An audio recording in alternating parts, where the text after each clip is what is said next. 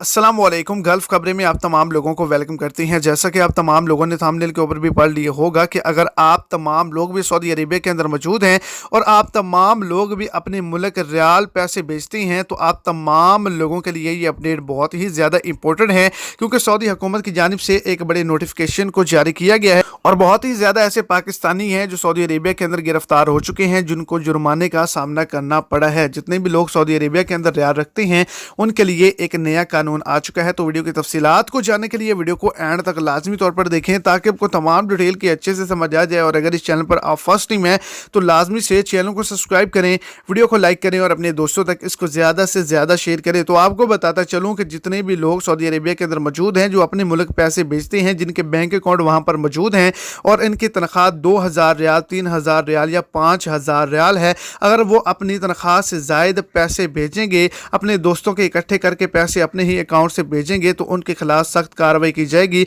और उनकी जांच पड़ताल की जाएगी। अगर वो उसके अंदर बिल्कुल ठीक हुए तो उनको 500 रियाल का जुर्माना किया जाएगा, क्योंकि जितनी आपकी तनख्वाह है उससे ज़ायद आप पैसे अब नहीं भेज सकते। और ये कानून उन तमाम लोगों पर अप्लाई होता है जो कि सन 2022 और सन 2023 में सऊदी अरेबिया कॉन्ट्रैक्ट पर जा चुके हैं।